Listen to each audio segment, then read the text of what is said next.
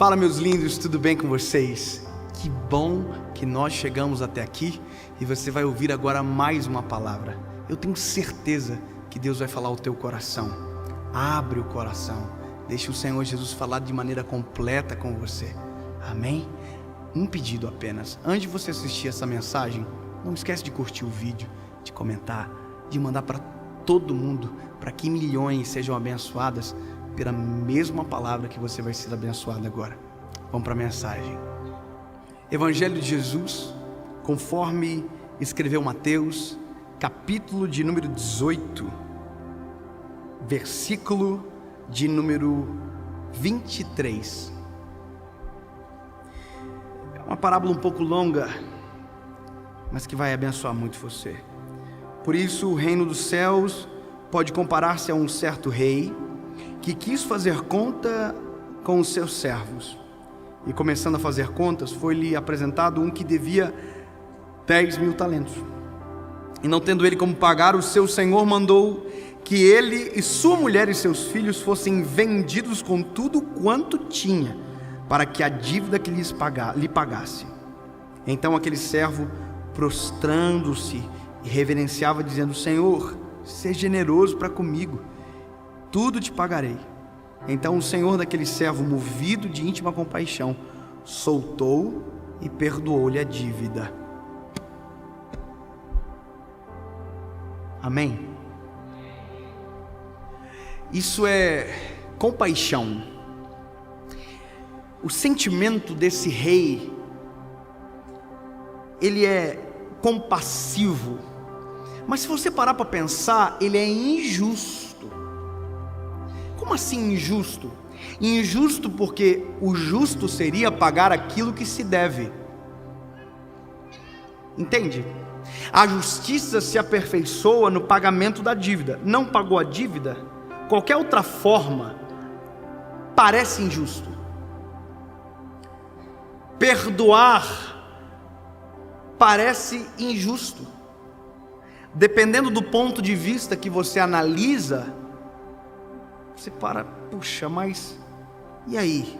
Se eu perdoar, o que acontece se ele ganhar esse dinheiro? Será que ele vai retribuir? Bom, tem 1 milhão de pontos de vista acerca do princípio que se aplica aqui.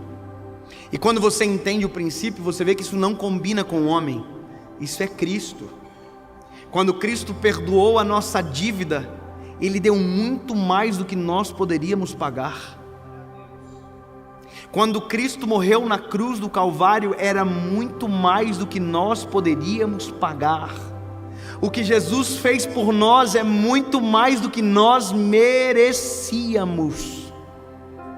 Sabe, é importante você entender: o sangue de Jesus na cruz do Calvário por você não é teu merecimento.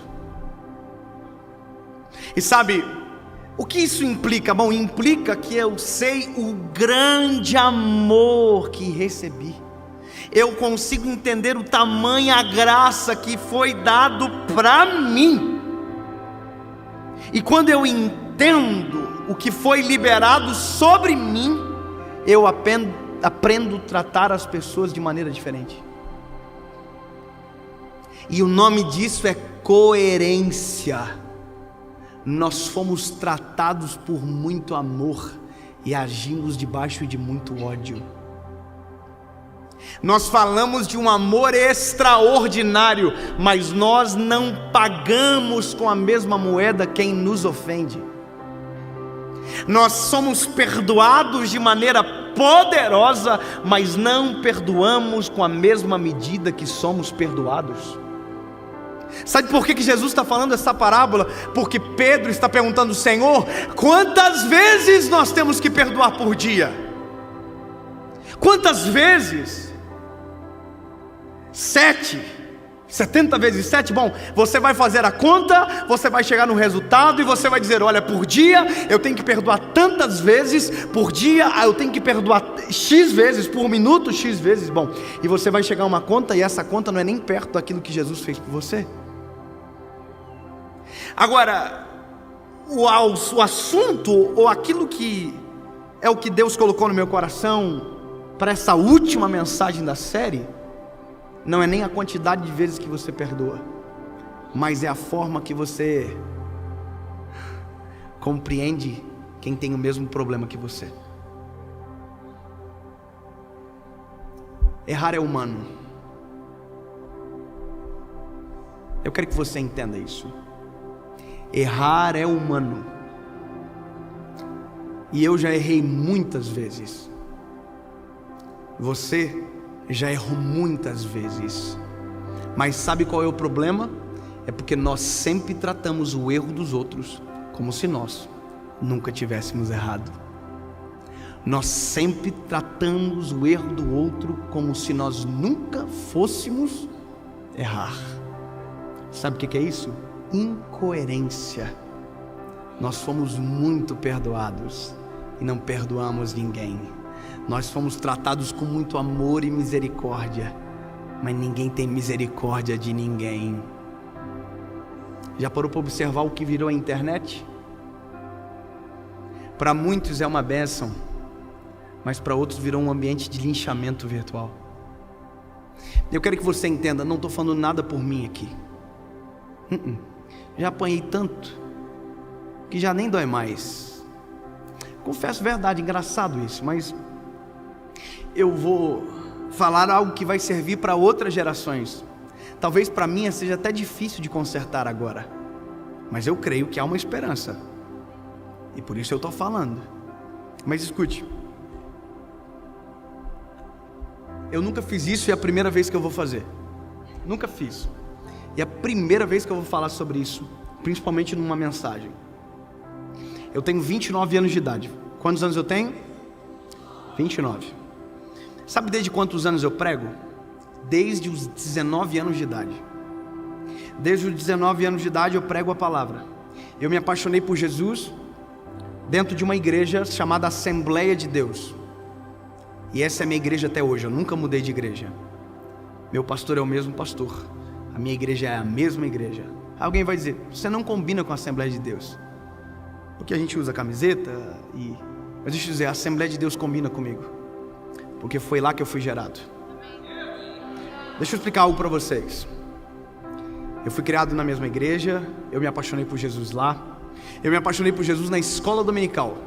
Na escola bíblica dominical. Tem gente que nem vai saber o que é. Escola bíblica dominical é onde você aprende Bíblia no domingo de manhã. E eu andava 14 quilômetros todos os domingos para ir, 14 para voltar. E eu me apaixonei por Jesus lá. Mas quando eu fui pregar a primeira mensagem minha, antes de eu pregar por um livramento de Jesus, fizeram um teatro daquilo que eu ia pregar. E graças a Deus que fizeram, porque se não tivessem feito, eu ia fazer o maior erro da minha história até aquele dia.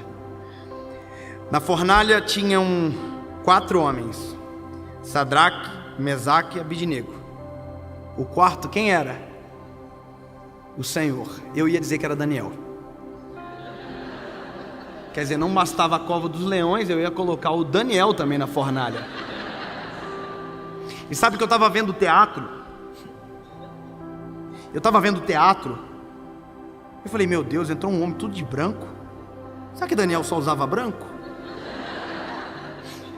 Está aqui o Wanderson. E talvez você não lembre, irmão, mas foi naquele congresso lá de Barra Velha, em Santa Catarina. No meu primeiro congresso. Graças a Deus que teve aquele teatro. Graças a Deus. Porque quando eu disse, eu falei com toda a força do meu coração. E o quarto homem era o Senhor. E todo mundo, glória a Deus. Eu, ufa. Mas sabe, se eu tivesse falado que era Daniel, ninguém iria para o inferno naquele dia. Mas se eu falasse que é Daniel na internet, eu seria chamado de herege. E me colocariam no inferno. Os mesmos que pelo amor e graça estão indo para o céu. Sabe o que é isso? Nós nos tornamos juízes dos outros. Nós aceitamos o perdão sobre nós, mas não queremos o perdão mais sobre ninguém. Pare de gerar trend no Twitch. Para de levantar tags que matam pessoas, que ferem famílias, que destroem por conta de erros. Não chame heresia para erro, pelo amor de Jesus. E eu não estou falando sobre mim, estou falando sobre a nossa geração. Sabe, eu tenho 29 anos, mas há 2 anos, de repente o Senhor fez assim, ó. Eu pregava só em cultos pequenos, eu pregava para poucas pessoas. Eu fui forjado sem ninguém ver. E de repente 2 anos fez. Hoje são milhões de pessoas que vêm, mas o meu coração é o mesmo do menino da escola dominical. Hoje são milhões de pessoas que assistem, mas é o mesmo pregador de Barra Velha que iria colocar Daniel na fornalha, sendo que era Jesus. Eu estou fadado aos mesmos erros de dias atrás, porque o meu coração ainda é o mesmo, Jesus ainda é o mesmo. Agora, cuide com o rigor que você está tratando o erro dos outros. Cuide com o rigor que você está tratando as pessoas. Para de envergonhar alguém para ensinar pessoas. Para de expor, para de trazer escândalo. Ai daqueles por qual vem o escândalo. Tomem muito cuidado, minha geração. Eu falo com o maior amor da minha vida. Tomem muito cuidado. Nós não somos chamados para ser juízes. Nós somos réus. E todos somos réus. E só há um que será o nosso juiz, mas ainda é o nosso advogado. Nesses 2 anos que se passaram, eu confesso para você que foi difícil. Foi muito difícil. Teve dias que a gente queria se esconder, excluir tudo, abandonar tudo e ser advogado. Foi para isso que a gente estudou. Teve dias que foram caóticos da nossa história. Eu estou abrindo meu coração e não importa quanto tempo esse vídeo vai ter agora. Um dos dias mais legais da minha vida, eu realizei um sonho que era conhecer uma plataforma, um navio, e foi o dia que eu mais sofri ataques na internet. Estou abrindo o coração, agora sou eu falando. Foi um dos piores dias. Sabe o que é engraçado? Eu estava no lugar que era o meu sonho de anos e eu não conseguia sentir nada de alegria lá. Eu queria que fôssemos para casa logo.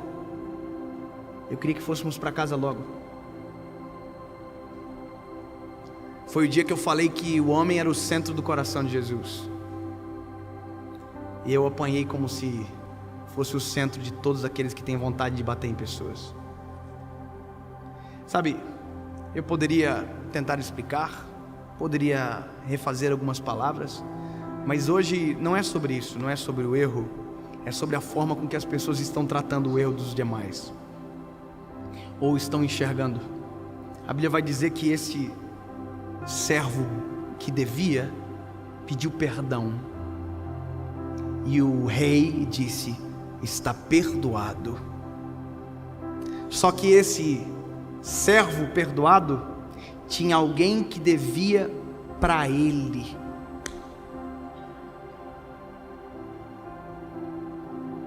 Saindo, porém, aquele servo encontrou um dos seus conservos que lhe devia com dinheiros e, lançando mão dele, sufocava-o, dizendo: paga-me o que me deve. Então o seu companheiro, prostrando-se aos pés, rogava-lhe, dizendo: seja generoso para comigo, e tudo te pagarei. Ele, porém, não quis. Antes, colocou-o numa prisão até que pagasse a dívida. Sabe o que é isso? Nós não queremos rigor para nós, mas estamos colocando rigor nos outros. Nós queremos misericórdia para nós, mas não estamos tendo misericórdia de mais ninguém.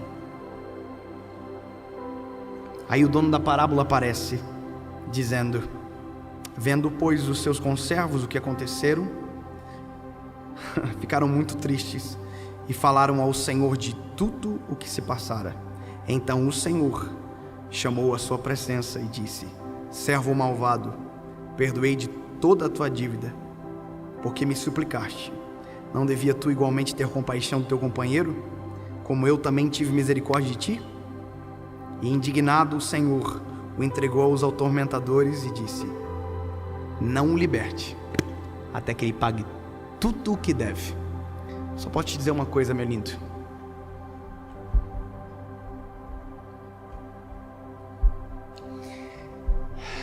Se eu fosse pagar tudo que eu devo ao meu Senhor, eu nunca seria solto. Mas Ele me soltou. Ele morreu na cruz do Calvário por mim, se entregou por mim. O pecado era meu, a dívida era minha, era tudo meu, e Ele fez por mim.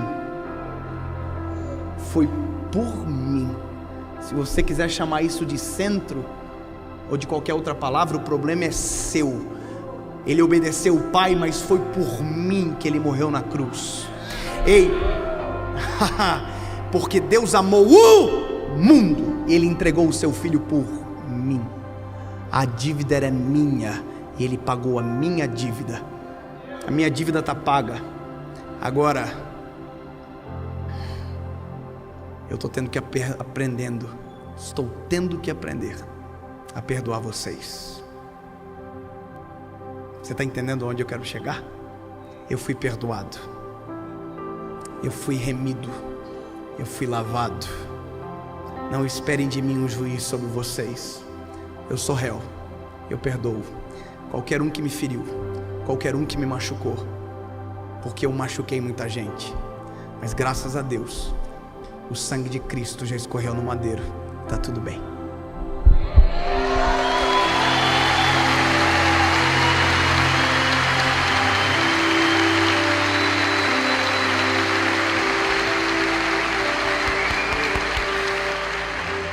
Jesus, nós não somos juízes de ninguém, Pai. Jesus, nós somos réus. Todos pecamos, todos fomos destituídos da Tua glória, mas o Senhor morreu na cruz por nós, Pai. O Senhor é bom, misericordioso, nós Te amamos, Senhor. Jesus, nos ensina a tratar aqueles que nos ofendem da forma como o Senhor nos trata.